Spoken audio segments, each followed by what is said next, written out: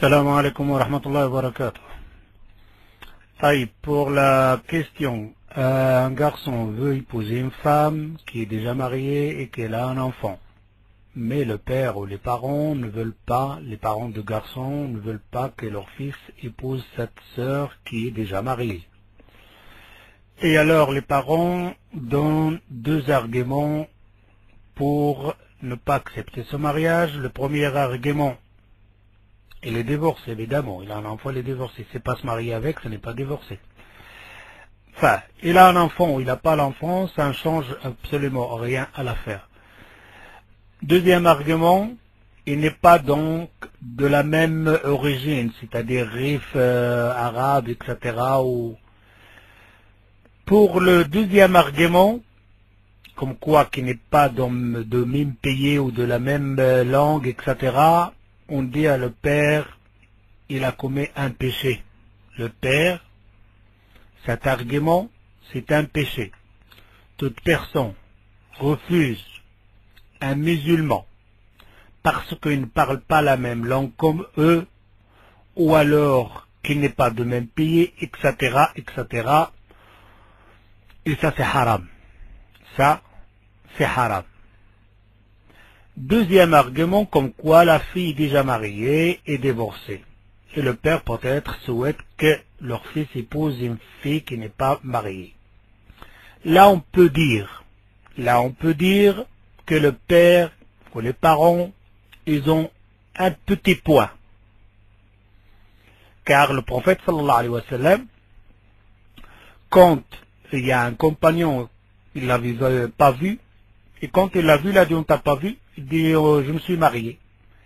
Et le prophète sallallahu alayhi wa sallam lui a posé la question, Ahiya Bikr, c'est-à-dire une jeune fille vierge. Il dit non, une femme qui est déjà mariée.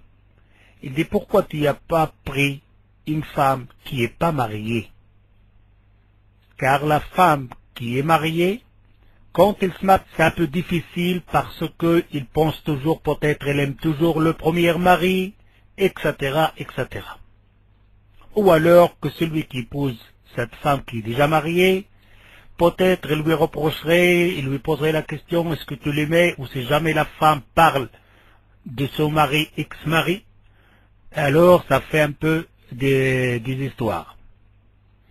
Mais le compagnon a répondu au prophète sallallahu alayhi wa sallam, il dit, oui, je sais, c'est pour ça le prophète il a dit, mariez-vous avec, il a dit au compagnon, pourquoi tu n'as pas pris une jeune fille qui n'est pas mariée? Il lui a dit parce que mon père il est mort, il nous a laissé des enfants, et je voudrais une femme qui est mûre, une femme qui peut s'occuper aussi de mes petits frères. Et le prophète sallallahu alayhi wa sallam, il a dit, t'as bien fait. Alors dans ce cas-là, on dit au père, oui, t'as un petit point, tu préfères que ton fils n'épouse pas une femme qui est déjà mariée, ou parfois la femme qui a divorcé, parfois qu'elle est en tort, peut-être elle divorcera une deuxième fois. On ne sait pas l'histoire de cette femme, pourquoi elle est divorcée. Mais, on dit au père, mais si ton fils, elle aime cette femme, mais son fils aime cette femme, ne voudrait pas épouser une autre femme que celle-là. Alors on dit au père, t'as pas le droit de refuser. Car si elle l'aime, tu l'as conseillé, tu lui as dit de préférence, tu lui as donné les conseils, mais ton fils continue à maintenir comme quoi, lui, il aime cette femme. Il voudrait vivre avec cette femme. Alors on dit au père, t'as pas le droit, aux parents, vous n'avez pas le droit de refuser. Par contre, du côté de garçon, on dit au garçon, c'est à lui de savoir. C'est à lui de savoir. Au point de vue de son mariage, il est libre de se marier avec cette femme, parce qu'il n'a pas besoin de l'accord de ses parents. L'accord des parents au point de vue du garçon, c'est simplement le ma'rouf, pour rester bien avec ses parents. Mais s'il voit qu'elle aime cette femme, et si jamais il épouse une autre femme, il ne l'aimera pas, il sera toujours son cœur attiré par cette femme qui voulait se marier maintenant. On dit alors à ce moment-là, ce jeune homme, qui épouse cette femme-là, qui est déjà mariée. Simplement, à toi de choisir. En épousant cette femme que tu aimes, c'est-à-dire tu vas avoir les parents contre toi. Mais tu n'auras pas commis de haram. Tu es dans le halal, ton mariage est halal. Ton choix est halal. Simplement, c'est-à-dire que tu n'es pas satisfait tes parents.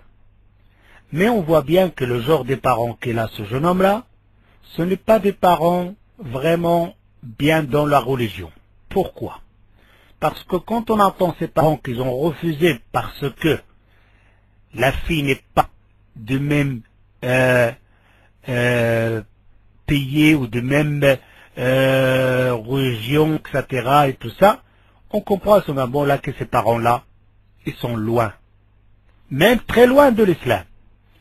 Alors je vois que ce jeune homme, en voyant les parents refusant une femme parce qu'ils ne parlent pas la même langue, ou qui n'est pas de la même région, on voit bien qu'ils n'ont pas un islam vraiment connu. Alors on dit au jeune homme, si tu vois que tu es attiré par cette femme, et que cette femme la présente les caractéristiques que le prophète elle t'a conseillé, c'est-à-dire sahibatu din. Sahibatu din, il est bien de sa religion, il est bien pratiquante dans ses vêtements, la connaissance de la religion, etc., etc. Peut-être savoir pourquoi elle s'est divorcée, pour voir les raisons, mais je dis au jeune homme, c'est à toi de faire le choix, de te marier avec cette femme, mais tes parents seront fâchés avec toi, mais ça ne veut pas dire que tu as commis un péché. Si tu veux faire plaisir à tes parents, mais je dis faire plaisir aux parents, beaucoup de gens font une erreur. On a déjà entendu des sœurs, disent je me suis marié avec mon mari, mais je l'aimais pas, mais c'était pour faire plaisir à mes parents. On dit à la sœur, non. Cet homme-là que tu as épousé, c'est pas une poupée. C'est un homme. Il veut que la femme l'aime. Mais je l'ai épousé pour faire plaisir à mes parents, ça va pas. Il faut l'aimer alors. Si tu l'aimes pas, ne l'épouse pas. C'est pas un jouet. Ou alors, ce jeune homme, il va faire plaisir à ses parents et de prendre une femme qu'il n'aimerait pas, et que lui, son cœur, il est toujours attiré par cette femme-là. On dit non, il faut pas faire ça. Il faut pas faire de mal aux gens. Épouser une femme parce qu'on l'aime. On veut vivre avec. On veut changer les plaisirs. Pas, je me marie avec telle femme pour satisfaire mes parents, pour qu'ils seront contents de moi. Non, c'est faux, c'est faux. Alors, je dis au jeune homme, si tu aimes vraiment cette femme-là, épouse-la. Car tu n'as pas besoin ni tuteur, ni rien. Naam, tfaddal.